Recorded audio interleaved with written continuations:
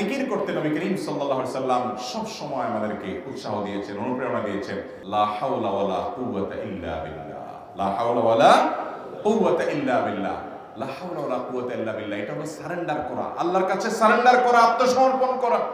মানে আল্লাহ ছাড়া কোনো ভালো কাজ করার ক্ষমতা কারণ নাই, করার তৌফিক দেওয়ার ক্ষমতা কারণ নাই, আর পাপ থেকে বাঁচানোর ক্ষমতা কারণ নাই।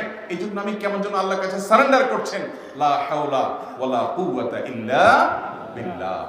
কোন অবস্থা, কোন সামর্থ্য এগুলো কারোর কাছে নাই, শুধুমাত্র কার কাছে আছে?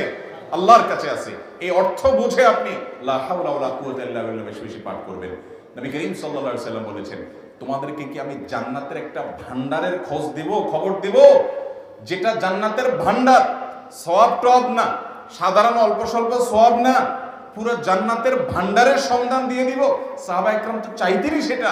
নবীজি সাল্লাল্লাহু আলাইহি সাল্লাম তখন বলেছেন যে লা হাওলা ওয়ালা কুওয়াতা ইল্লা বিল্লাহ, এটা হলো কানজুম মিন কুনুজিল জান্নাহ, জান্নাতের ভান্ডার সমূহের মধ্যে থেকে একটা বড় ভান্ডার হলো এই লা হাওলা ওয়ালা কুওয়াতা ইল্লা বিল্লাহ।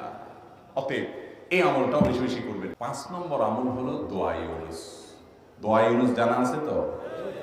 লা ইলাহা ইল্লা আনতা সুবহানাকা ইন্নী কুনতু মিনাজ জালিমিন। ভাইরা আমার, অর্থের দিকে তাকায়া মাঝে মধ্যে মোবাইল টোবাইল সব ফালায় রেখে একটু আল্লাহর সাথে কথা বলবেন, আল্লাহর সাথে একটু কানেক্টেড হওয়ার চেষ্টা করবেন, আল্লাহর সাথে একটু সংযুক্ত হওয়ার চেষ্টা করবেন। ডিসকানেক্টেড তো পুরো লাইফটা কাটাই দিলেন, একটু কানেক্টেড হওয়ার চেষ্টা করেন। প্রতিদিন কিছু সময় বসে একটু জিকির করেন, চলতে ফিরতে একটু আল্লাহকে সময় দেন, আপনি উপকৃত হবেন।